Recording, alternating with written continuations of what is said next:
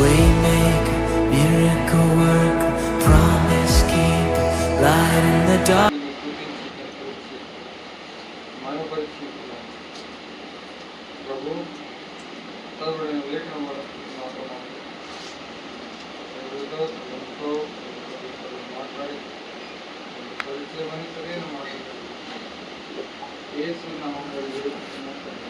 ఆమేన్. ప్రియ దేవుని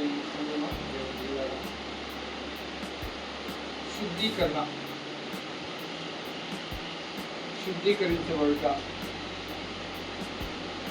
యేసు ప్రభు వారు వెంటనే చెప్తున్నాం కదా. ఈ శ్రమల కాలంలో మనము యేసు ప్రభు వారు ఆయన పొందిన శ్రమలను మనం జ్ఞాపకం చేసుకుంటున్నాం. మనందరము జరిగిన కుటుంబ ప్రాంతంలో కూడా మనం ఇంటికి వచ్చాం.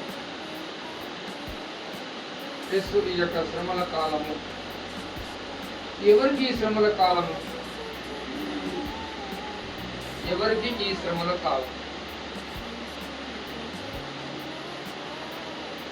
మనక యేసు ప్రభు లేకపోతే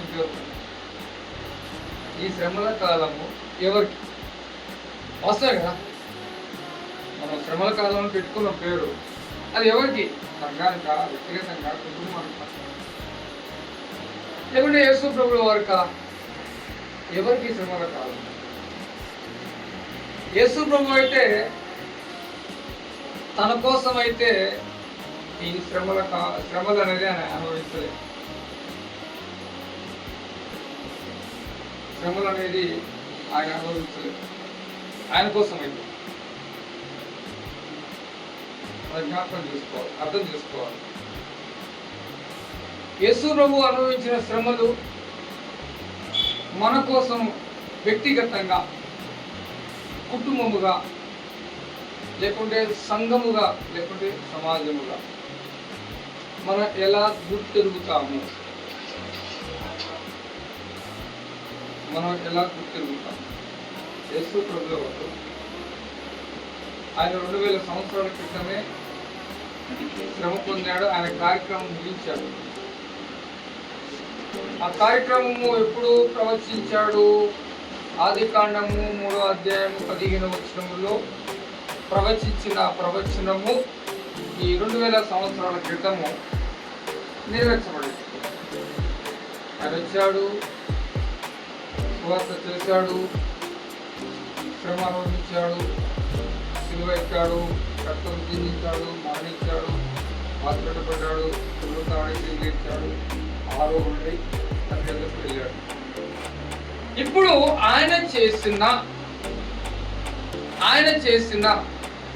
పొందిన ఈ శ్రమలు, ఆయన పొందిన శ్రమలు ఎవరి కోసము ఆయన పొందాడు అనేది మనం ప్రశ్న వేసుకోవాలి. ఎందుకంటే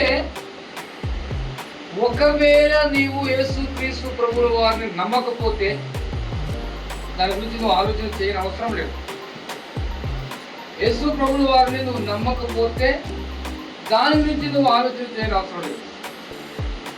ఇప్పుడు యేసు ప్రభువుల వారిని మనం నమ్మాము కనుక ఖచ్చితంగా ఈ శ్రమల గురించి మనం ఆలోచన చేయాలి. ఖచ్చితంగా యేసు ప్రభువుల వారు పొందిన శ్రమలు మనం ఆలోచన చేయాలి. అది వ్యక్తిగతంగా, కుటుంబముగా, సంఘముగా, సమాజముగా 4 విధాలుగా మనం ఆలోచించాలి. వ్యక్తిగతంగా అంటే నీ గురించి లేదు, నేను ఒక్కనే పరలోకం వెళ్ళాలి అనుకోవడం కాకుండా నాతో పాటు నా కుటుంబం కూడా రావాలి అనుకుంటే కుటుంబంగా ఆలోచన చేయాలి. లేదు, నా కుటుంబంతో పాటు సంఘం కూడా రావాలంటే సంఘం గురించి కూడా నువ్వు ఆలోచన చేయాలి.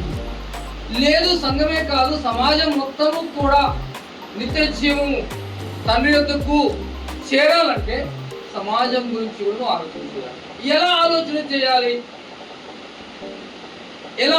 చేయాలి? నువ్వు ఏ రీతిగా క్రీస్తు నా కొరకు చనిపోయాడు, క్రీస్తు నా కొరకు రక్తము చిందించాడు, నేను చేసిన తప్పిదములన్నిటి కొరకు, నేను చేసిన పాపములన్నిటి కొరకు ఆయన నా కొరకే శ్రమ పొంది నా కొరకే ఈ శ్రమలన్నీ కూడా జరిగించాడు అని నువ్వు నీ హృదయంలో విశ్వసించి నువ్వు నోటితో ఒప్పుకుంటే నీవు రక్షణలోకి వచ్చేస్తావు.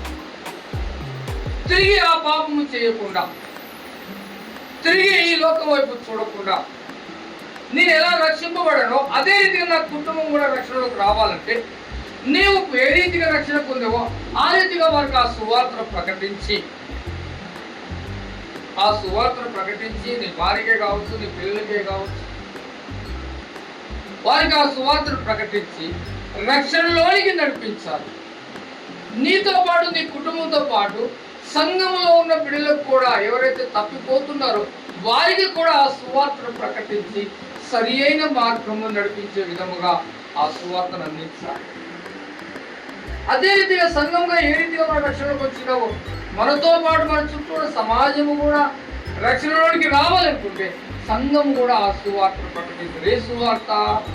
ఆయన మన కొరకు చనిపోయాడు, ఆయన మన కొరకు ఈ శ్రమ పొందాడు, ఆయన మన కొరకు ఈ త్యాగము చేశాడు. ఆయన చేసిన ఈ త్యాగము విషయం ఆలోచన చేస్తే ఎటువంటి త్యాగము చేశాడు ఆయన,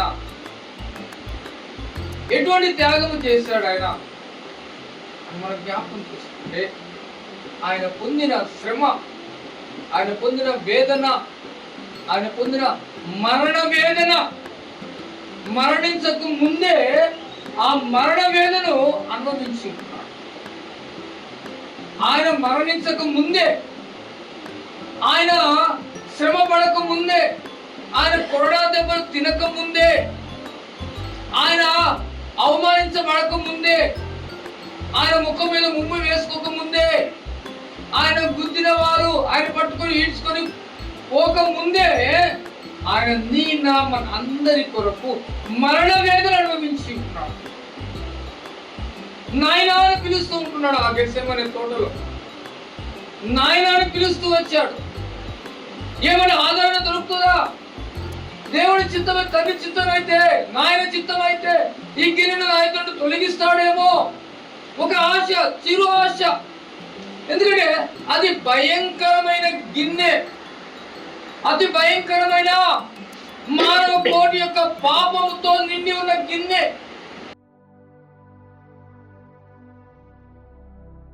కూడా ఎంత ఘోరంగా కనబడుతున్నాయి. దాన్ని చూడగలే మరణ వేదన అనుభవిస్తూ వచ్చాడు, మరణ వేదన అనుభవిస్తూ వచ్చాడు, ఆతృత పడుతూ వచ్చాడు, వేదన పొందుతూ వచ్చాడు, దుఃఖము పొందుతూ వచ్చాడు, నాయనాన్ని పిలుస్తూ వచ్చాడు. ఆ పాపములన్నీ ప్రియ దేవుని సంగమాన్ని, దేవుని బిడ్డలారా, ఈ సాయంకాల సమయంలో దేవుడు మాట్లాడుతూ ఉన్నాడు. ఈ శ్రమల కాలములో తండ్రి నీ చిత్తమైతే అంటున్నాడు. తండ్రి నీ చిత్తమైతేనే, నీ చిత్తమే సిద్ధించుగాక. దేవుని చిత్తము ఏంటిది? దేవుని చిత్తము ఏంటిది? దేవుని చిత్తము మనము కటాక్షింపబడాలి, మనము శుద్ధీకరించబడాలి, మనము శుద్ధీకరించబడాలి, పవిత్రపరచబడాలి, మనము కడగబడాలి, మనము గొర్రెపిల్ల రక్తముల్లో కడగబడాలి, మన హృదయం అంతా కూడా శుభ్రంగా కడగాలి. అది మాటల చేత కాదు, అది మాటల చేత కాదు. ఎందుకంటే దేవుడు అంటున్నాడు, మాటలతో పెదవులతో నన్ను ఆరాధిస్తారు, హృదయం మాత్రం దూరంగా ఉంటుందని యేసుక్రీస్తు. హృదయం మాత్రము దూరంగా ఉంటున్నది. అందుకోసమే ఇక్కడ ఒక మాట అంటున్నారు చూడండి. కీర్తనకారుడు దావీదు కీర్తన 40వ దావీదు కీర్తన 88వ వచనం, 40వ దావీదు కీర్తన 8వ వచనం.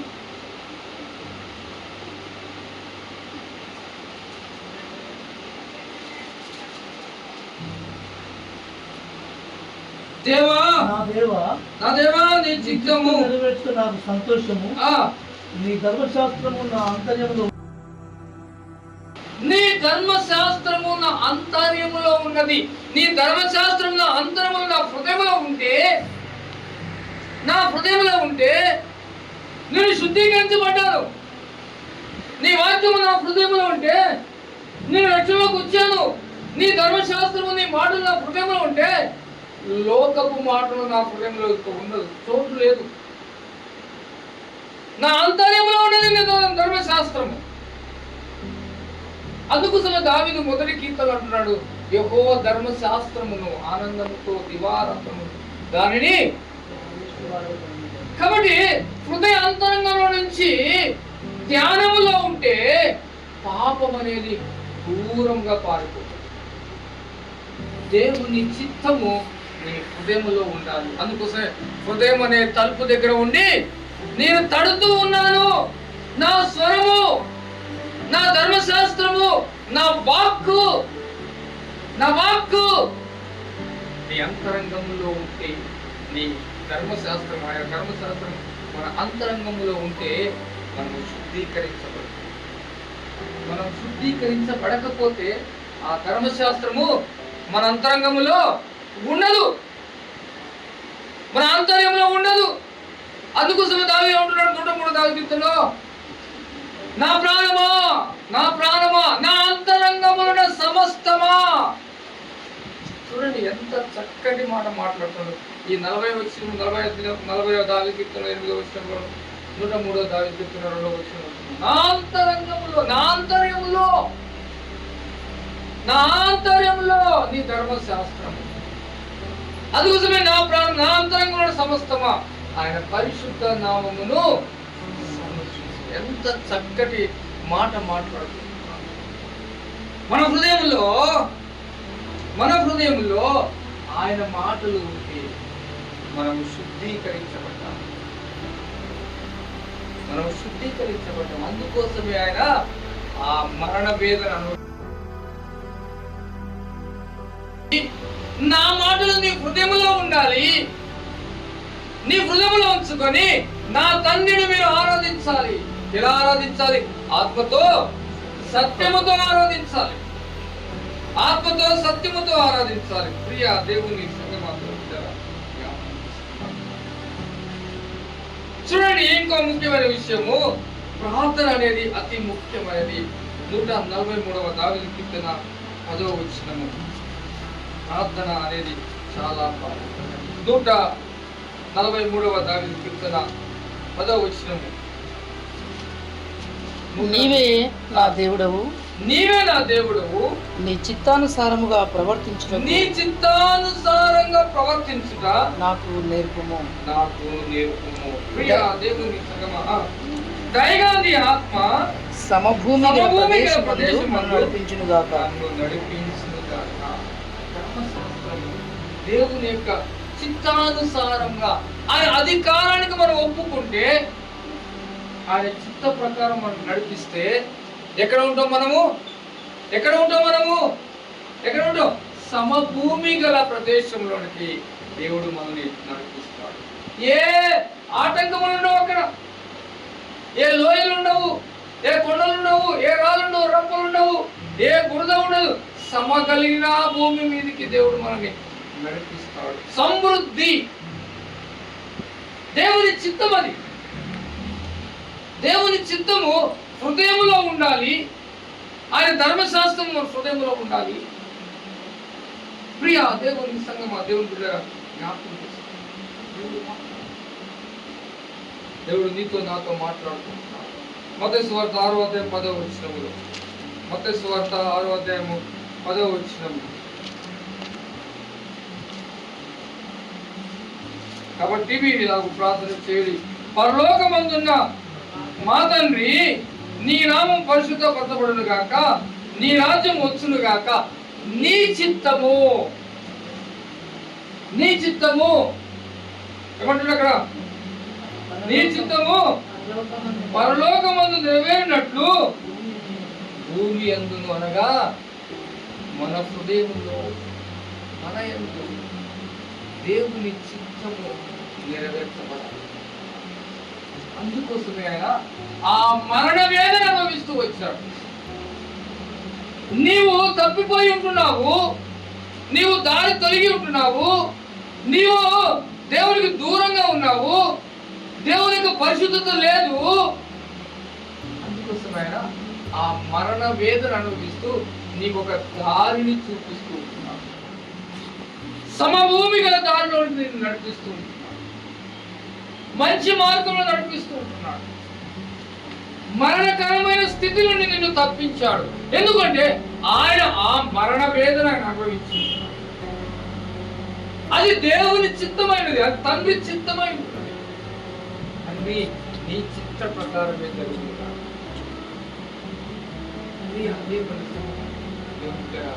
ఈ రాత్రికాల సమయంలో దేవుడు మనతో మాట్లాడుతున్నాడు. చూడండి, దేవునితో సంబంధము మత్తయి సువార్త 12వ అధ్యాయము 50వ వచనము. మత్తయి సువార్త 12వ అధ్యాయము 50వ వచనము. 12:50. సహోదరులను పరలోకమందు నా తండ్రి చిత్తం చొప్పున చేయువాడే నా తల్లియు ప్రియా దేవుని చేయువాడే నా సహోదరుడు నా తల్లి. నా తల్లి దేవుని చిత్త ప్రకారము జరిగించి మనము దేవునికి సహోదరుడుగాను తల్లిగా మనం ఉండబోతూ ఉంటున్నాం. ఆయన చిత్తం అది, ఆయన చిత్తము చేయించాలి, ఆయన చిత్తము జరిగించాలి. అందుకోసమైనా ఆ మరణ వేదన అనుభవిస్తూ వచ్చాడు, ఆ భయంకరమైన వేదన అనుభవిస్తూ వచ్చాడు. ఆయన ఆత్రంతో పడుతూ ప్రార్థన చేస్తూ వచ్చాడు. ఎందుకంటే దేవునితో సత్సంబంధము, అది సహోదరుడి సంబంధమా, అది తల్లిదండ్రుల సంబంధమా, కుమారులు తండ్రి సంబంధమా, కుమార్తెలు తండ్రి సంబంధమా అనేది ఇక్కడ చెప్తూ ఉంటున్నాడు. ఏ స్థితిలో ఉన్నావు? దేవుని చిత్త ప్రకారము జరిగించుట. దేవా తండ్రి నాయన నీ చిత్తమే చిత్తించును కాక అని యేసుక్రీస్తు ప్రభువు వారు ప్రార్థన చేస్తున్నారు. చాలా ప్రాముఖ్యమైనది దేవుని చిత్తము అనేది. ఈ భూలోకంలో ఎవరున్నారు? ఈ భూలోకంలో ఎవరున్నారు? మానవాళమైన మనమే ఉన్నాం. ఈ భూలోకమందు నెరవేరును గాక, పరలోకమందు నెరవేరినట్లు ఈ భూమి యందును నెరవేరును గాక. మనుషులు లేకపోతే ఏముండేది? ఆయన చిత్తం ఏముండదు మనుషులు లేకపోతే. మనుషులమైన మన యెడల ఆయన చిత్తము నెరవేర్చబడాలని ఆయన ఏదోను తోటలో, ఆ యొక్క గెత్సేమనే తోటలో వేదన అనుభవిస్తూ వచ్చాడు. మరణ వేదన అనుభవిస్తూ వచ్చాడు. దేవుని తండ్రి యొక్క చిత్తము మనలో నెరవేర్చబడాలని ఆయన మనము పొందవలసిన ఆ మరణ వేదన తీసుకొని ఆయన ఆ మరణ వేదన పొంది మనకు స్వతంత్రాన్ని ఇచ్చింది. నేను ఇంతగా వేదన పొందాను కాబట్టి మీరు స్వతంత్రుడుగా దేవుణ్ణి ఆరాధిస్తారు, దేవుని మహిమపరుస్తారు. పరిశుద్ధుడు పరిశుద్ధుడు పరిశుద్ధుడు పరిశుద్ధుడు పరిశుద్ధుడు పరిశుద్ధుడు పరిశుద్ధుడు మార్గ గాన ప్రతిగానములతో తండ్రి చిత్తాన్ని నెరవేర్చేవారుగా మీరందరూ ఉండాలని మీ అందరి పాపముల నిమిత్తము నేను మరణ వేదన గెత్సేమనే తోటలో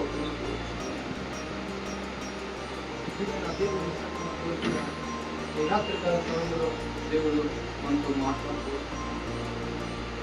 యేసుక్రీస్తు ప్రభువు వారు మనతో మాట్లాడుతూ. చూడండి, ఇంకోటి, క్రీస్తే సంపూర్ణతకు సాదృశ్యముగా ఈ 42వ వచనములో మనం చూస్తున్నాం. మొదటి 42వ వచనం. సంపూర్ణత అంటే తండ్రికి విధేయత చూపిస్తూ ఉంటున్నాడు. సంపూర్ణంగా లోబడుతూ వచ్చాడు. ఏదైనా కొద్ది ఆశ, తండ్రి నీ చిత్తమైతే ఈ గిన్నెను నా ఎదురు నుండి తొలగించవా, ఆయనను నా చిత్తము కాదు నీ చిత్తమే సిద్ధించింది అంటే సంపూర్తిగా లోబడుతూ వచ్చాడు. మనము కూడా సంపూర్ణంగా తండ్రికి లోబడాలని ఆయన ఆ గెత్సేమనే తోటలో మనందరి కొరకు ఈ మరణ వేదన అనుభవిస్తూ ప్రియ దేవుని చూడండి, యోహాను సువార్త 20:17 వచనము. ఆత్మీయ జ్ఞానములో మనం అభివృద్ధి చెందాలి. ఆత్మీయ జ్ఞానములో మనమందరం కూడా అభివృద్ధి చెందాలి. చూడండి యోహాను సువార్త 7వ అధ్యాయము 17వ వచనం. 7:17 యోహాను సువార్త. ఎవడైనను ఆయన చిత్తము చొప్పున చేయ నిశ్చయించుకునే ఎడల ఆ బోధ దేవుని వల్ల కలిగినదో లేక నా యందున నేనే బోధించుతున్నానో వాడు తెలుసుకును. తనంతకు తానే బోధించువాడు స్వకీయ మహిమకు వెతుకును, దాని తన్ను పంపిన వాడి మహిమను వెతుకువాడు సత్యవంతుడు. ఇక్కడ ఏమంటున్నాడు? బోధ, నేను చేయు బోధ నాది కాదు, నన్ను పంపిన వారిదే. ఎవడైనా ఆయన చిత్తము చొప్పున చేయ నిశ్చయించుకునేలా. దేవుని చిత్తము నిశ్చయించుకునే ఆత్మీయ జ్ఞానం, వివేచన జ్ఞానముతో పరికించి చూసేవాడు. యేసు క్రీస్తు ప్రభువు ఏ రీతిగా ఆయన అభివృద్ధిలోకి వచ్చాడు, జ్ఞానమును, వయసును, ప్రజల దయను, దేవుని దయను వర్ధిల్లుతూ ఏ రీతిగా అభివృద్ధిలోకి వచ్చాడు. నీవు, నేను, మనము కూడా ఆ ఆత్మీయ జ్ఞానములో అభివృద్ధి చెందాలని ఆ గెత్సెమనే తోటలో మనందరి కొరకు ఆయన వేదన, మరణ వేదన. ఈ శ్రమల కాలంలో ఒకసారి మనం జ్ఞాపకం చేసుకోవాలి. యేసు ప్రభువు వారైతే తన కొరకు మాత్రము ఈ శ్రమలను అనుభవించారు. మన కొరకు, మనం చేసిన తప్పిదముల కొరకే ఆయన ఈ మరణ వేదన అనుభవించాడు. మనకు అందుకోసమే ఈ శ్రమల కాలంలో మనము చక్రములు తిరగకుండా ఆత్మీయ జీవితములో జ్ఞానముతో ఆలోచన చేస్తూ ఆత్మీయంగా మనము బలపడే విధముగా దేవుని యొక్క ధర్మశాస్త్రాన్ని మన హృదయంలో ఉంచుకొని, మన మనసులో ఉంచుకొని తండ్రిని గణపరిచే విధముగా మన మనస్సులు, మన ప్రవర్తన ఉండాలని యేసు క్రీస్తు ప్రభువు ఆ గెత్సెమనే తోటలో వేదన అనుభవిస్తూ వస్తున్నాడు. ప్రియ దేవుని సంగమ, దేవుని బిడ్డలారా, ఈ రాత్రికాల సమయంలో దేవుడు మనతో మాట్లాడుతూ పూర్ణ హృదయంతో అంటున్నాడు. చూడండి, ఎఫెసీయులకు రాసిన పత్రిక 6వ అధ్యాయం 6వ వచనం. ఎఫెసీయులకు రాసిన పత్రిక 6వ అధ్యాయము 6వ వచనం.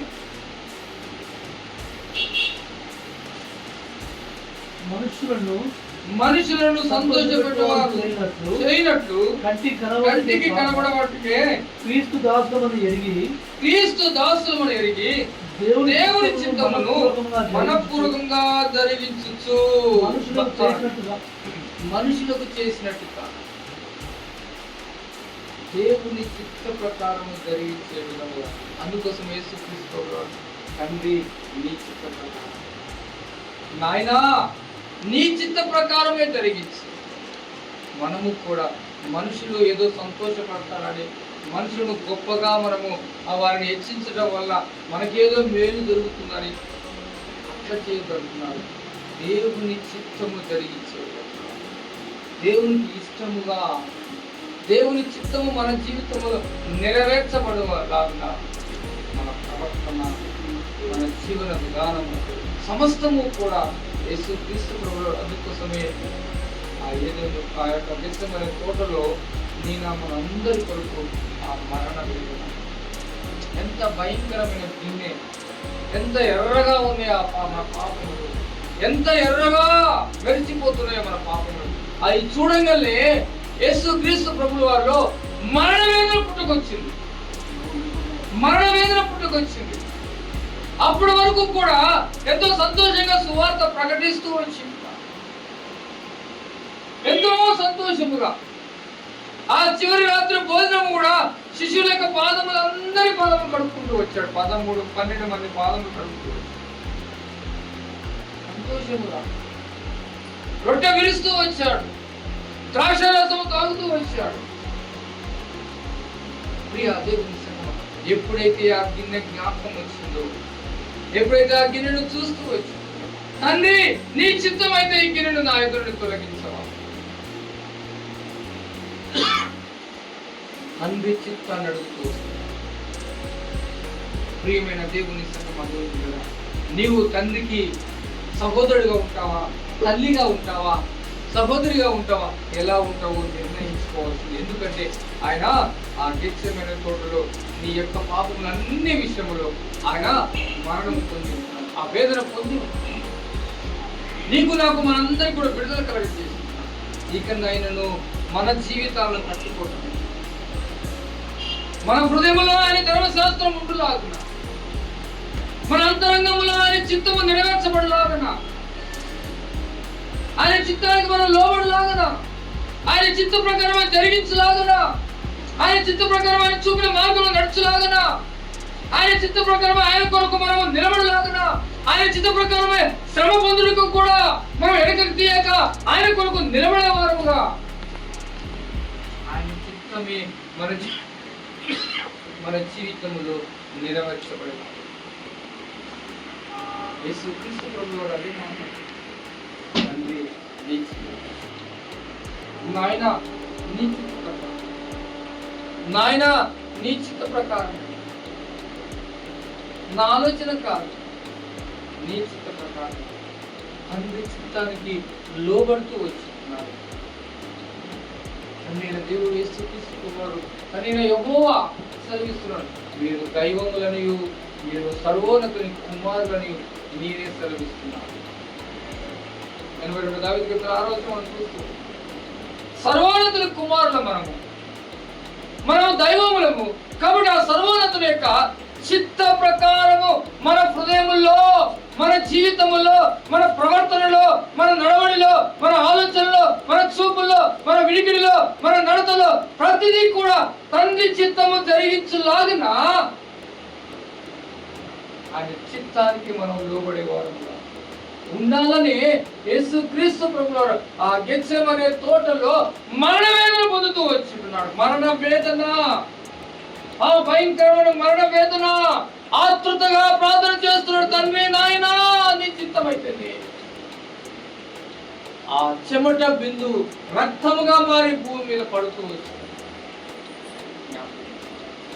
దేవుని చిత్త ప్రకారము జరిగించిన తండ్రి చిత్త ప్రకారమే మనము మన జీవితంలో నెరవేర్చుట కొరకే యేసుక్రీస్తు ప్రభువుడు ఆ గెత్సేమనే తోటలో ఆ మరణ వేదన అనుభవిస్తూ వచ్చి ఉన్నాడు. శిష్యులారా, పేతురు, యోహాను ఒక్క గడియ మేలుకుండి ప్రార్థన చేయలేకపోతున్నారు. అందుకోసమే ఆయన మరణ వేదన అనుభవిస్తూ వచ్చారు. 3 సార్లు ప్రార్థన చేస్తూ వచ్చాడు.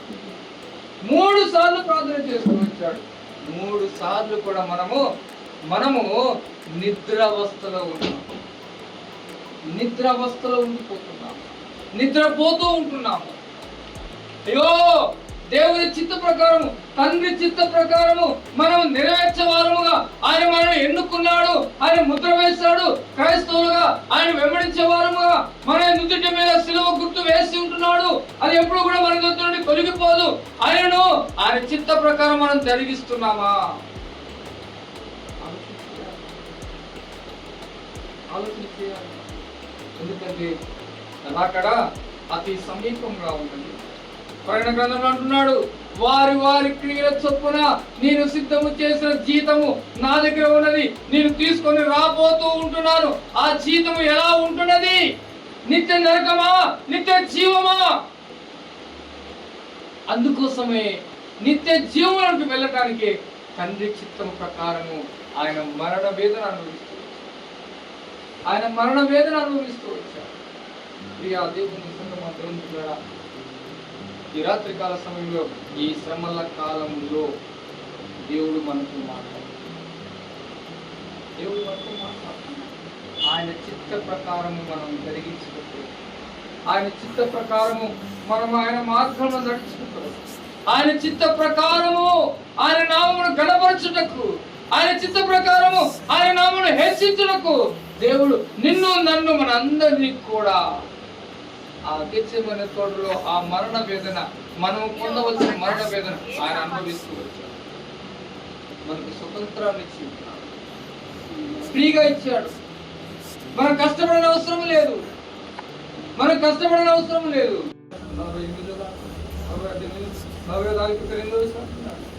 నీ ధర్మశాస్త్రము నా అంతర్యములో ఉన్నది. నీ చిత్త ప్రకారం నెరవేర్చుటకు నీ ధర్మశాస్త్రము నా అంతర్యములో ఉన్నది, నా హృదయములో ఉన్నది. కాబట్టి దేవా తండ్రి, నా అంతరంగము స్థిరమైన మనసుతో స్థిరమైన మనసు, శుద్ధిగల హృదయము, శుద్ధిగల హృదయం తండ్రిని యేసుక్రీస్తు ప్రభువు అడుగుతూ ఉంటున్నాడు. మానవాళి అందరికీ కూడా వారి హృదయములో నీ చిత్త ప్రకారం జరిగించడం కొరకే నేను ఈ మరణ వేదన, ఈ భయంకరమైన మరణ వేదన నేను అనుభవిస్తున్నాను. కాబట్టి ఈ రాత్రి కాలం మీరు ప్రియమైన దేవుని సంఘం అదేంటారా, దేవుని చిత్త ప్రకారము జరిగించటకు నువ్వు సిద్ధపడుతున్నావా? దేవుని చిత్త ప్రకారము నీ ప్రవర్తన ఉండటం, దేవుని చిత్త ప్రకారము ఆయన నామమును గణపరచుకుంటాం, దేవుని చిత్త ప్రకారము ఆత్మతో సత్యముతో దేవుని ఆరాధించుకుంటాం. సిద్ధపడుతున్నామా? అలుముస్తున్నాం, కొంచెం ప్రార్థన చేసుకున్నాం, అలుముస్తున్నాం. ప్రియ దేవుని యేసుక్రీస్తు ప్రభువు వారు అంటున్నాడు, తండ్రి నాయన నీ చిత్తమే, నీ చిత్తమైతే ఈ గిన్నె నా ఎదురు తొలగించవా? ఆయనను నా చిత్తముగా నీ చిత్తమే సిద్ధించవా? నీ చిత్త ప్రకారమే ఈ గిన్నెను నేను తాగుతాను. నా ఇష్టము కాదు, నా చిత్తము కాదు, నా వ్యక్తిగతము కాదయ్యా. నువ్వు పంపిన నన్ను, నువ్వు జరిగించవలసిన ఈ కార్యము కొరకు నన్ను పంపించే కనుక ఈ కార్యము జరిగించడానికి నేను సిద్ధపడుతున్నాను. ఎంత భయంకరమైన అయినా కూడా నేను ప్రార్థిస్తున్నానని మొరపెడుతున్నానయ్యా. నాయనా తండ్రి, నీ చిత్తమైతేనే ఈ శ్రమ నుండి నన్ను తప్పించాలి, ఈ మరణ వేదన నుండి నన్ను తప్పించాలి, ఈ భయంకరమైన శ్రమ నుండి నన్ను తప్పించాలి. ఆయనను నా చిత్తం నీ చిత్తమే యేసుక్రీస్తు ప్రభువు తండ్రికి లోబడుతూ సంపూర్ణముగా పరిపూర్ణంగా లోబడుతూ వచ్చి తండ్రి చిత్తాన్ని నెరవేర్చినప్పుడు లోబడుతూ వచ్చాడు. తండ్రి దేవుడు నిన్ను నన్ను ఎన్నుకున్నట్లా, తండ్రి దేవుడు నిన్ను నన్ను ఎన్నుకున్న విధానం ఆయన చిత్త ప్రకారం జరిగించడం కొరకే నువ్వు ఆయనను ఎరిగి ఉన్నావు. ఆయన నిన్ను ఎన్నుకున్నాడు, నిన్ను బలపరుస్తూ నడిపిస్తున్నాడు. ఆయన చిత్త ప్రకారం జరిగించడం కొరకే ఈ రాత్రికాల సమయంలో దేవుడు నీతో నాతో మనతో మాట్లాడు. ఆయన చిత్త ప్రకారం జరిగించడం కొరకు మనం సిద్ధపడాలని దేవుడు మనతో మాట్లాడుతున్నాడు. దేవుడు మనతో మాట్లాడుతున్నాడు. దేవుని చిత్త ప్రకారం స్వార్థ 26వ అధ్యాయం 42 తండ్రి నీ చిత్త ప్రకారం మహాగణుడు మహోన్నతుడు పరిశుద్ధుడు పరమ తండ్రి ఇంట్లో మాతో బలపరిచిన విధానం బట్టి తీసుకోవచ్చు. తండ్రి మత్తయి సువార్త 26వ అధ్యాయం 42వ వచనంలో మాట్లాడిన విధానం మా అంతరంగంలో మా హృదయంలో నీ చిత్త ప్రకారం నీ ధర్మశాస్త్రం ప్రభువా సత్సంబంధము సంపూర్ణముగా ప్రభువా ప్రార్థన తండ్రి నెరవేర్చే వారముగా మాదిరికరమైన జీవితము యేసుక్రీస్తు ప్రభువు మా కొరకు ఆ గెత్సేమనే తోటలో ఎంత వేదన అనుభవించుతున్నారు. మాలో మార్పు కొరకు, మారు మనసుకు తగిన ఫలములు ఫలించడం కొరకు ఆయన వేదన అనుభవించు.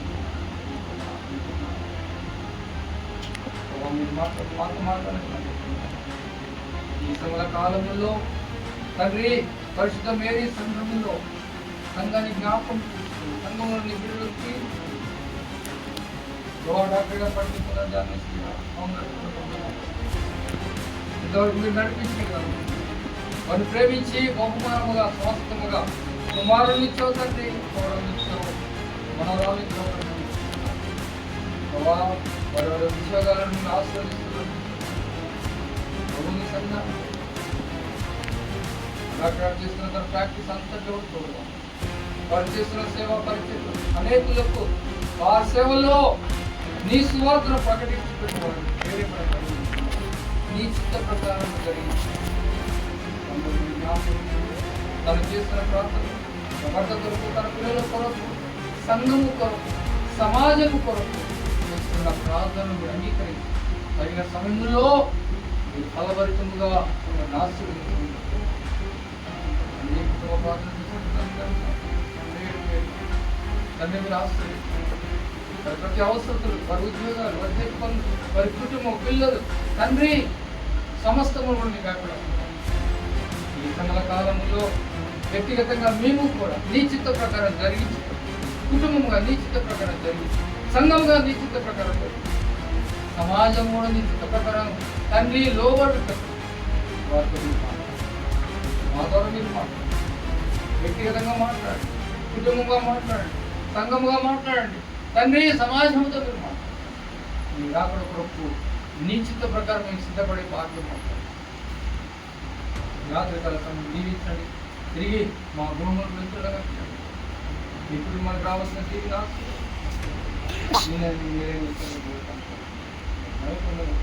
అందరూ మీకు అక్కడ వస్తారు. రాత్రికాల సమయం తిరిగి మా గృహంలోకి వెళ్ళి పడుకుంటాను. మంచి విశ్రాంతి వివేకం స్థుతించే విధంగా మా హృదయాలను ప్రేరేపిస్తున్నాను. నీకే ఘనత యేసు క్రీస్తు నామములో తండ్రి.